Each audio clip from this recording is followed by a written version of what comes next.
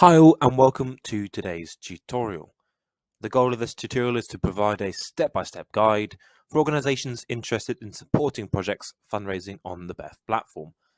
Now, as always, if you have any questions or want to talk to a member of our team about this further, then go to our website, which is www.thebef.org, and schedule a meeting. So let's get started. Before supporting any fundraise, users must first deposit funds onto the BEF platform. To do this, go to the My Balance tab in your homepage. You then need to click the Deposit button, which will then show you all the relevant banking details you need to deposit funds onto the platform. To learn more about the deposit and withdrawal process and how we protect your funds, please view the FAQ section on the BEF website.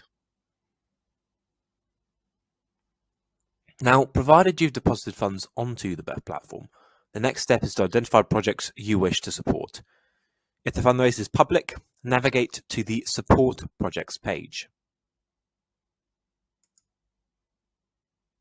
This page showcases all current fundraisers that are public and also past successful fundraisers. If the fundraise is still not complete, you'll only see a Learn More button.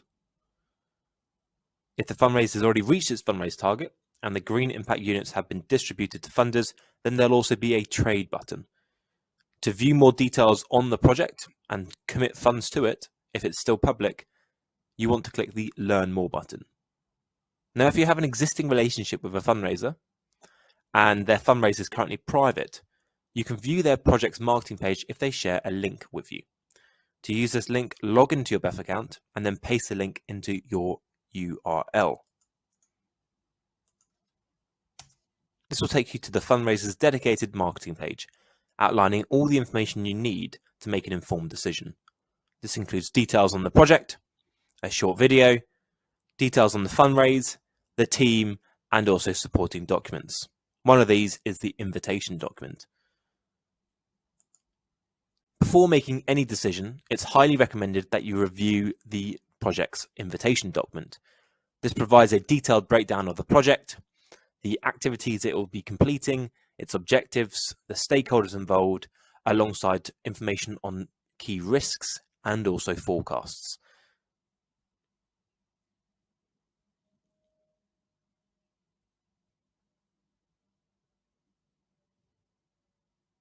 If you've reviewed the information available and still wish to support the project, click the Fund Project button here. You'll then be asked to input how much funds you'd like to commit to the project. This is restricted by the number of available funds available, but also the number of green impact units that are still remaining. In this case, we're going to commit $10,000. Once ready, click the Continue button. Now, if I ever want to change the amount committed before submitting, I can click the back button here and change the amount. I then need to confirm the details of my address and confirm that they are correct, and then continue. And then finally, I need to verify myself. To do this, I need to input my PIN. Once ready, I'll then click the Commit Funding button here.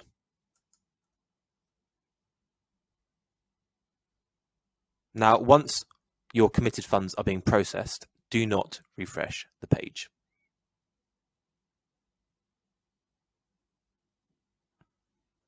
And there you have it. We've committed funds to this project. To view details on your committed funds, go to your homepage and then click the GIU Portfolio tab. Here, you'll see a summary of all the projects that you've supported that have been successfully fundraised, but also the committed funds, so the projects that are still currently fundraising. You can see the total number of projects that have been successfully fundraised, the total amount of funding provided for those successful fundraisers, but also the total amount of committed funds that you've put forward. So on this page, it gives you the opportunity to view the project again, but also increase or decrease the amount of committed funds you've put towards this project.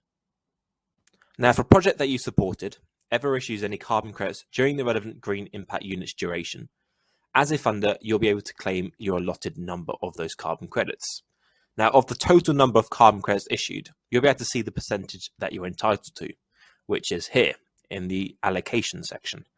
In this case, we own 10,000 green impact units from this project, and that gives us an allocation of 10% of the carbon credits that are issued.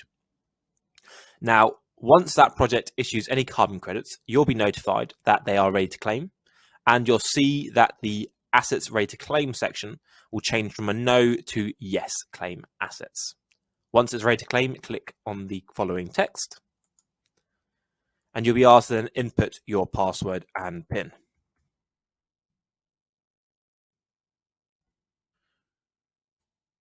Ready, click claim assets. Now, as usual, whilst this process is running, do not refresh the page.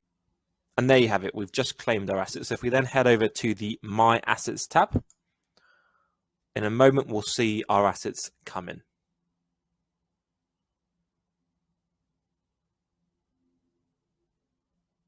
And there you have it. We've just received our 10,000 of this asset, which we can now do whatever we want with. We can transfer it, we can retire it, we can list them for sale, and we can also view more details around the specific issuance behind these assets.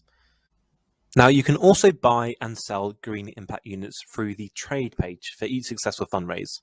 You can navigate to this page through the support project section and click the trade button, or you can navigate to the GRU portfolio tab and then click the trade button for the green impact units that you own. Now, this enables you to submit bids to purchase green impact units relevant to a specific project. And if you have any of those green impact units which you'd like to sell, this is where you would accept those bids and complete the transaction. Now, please note, if you have any assets to claim, which will be shown here, you must first claim your assets before being able to accept any bids. And the main reason for this is that it ensures that you receive the carbon credits that you're entitled to.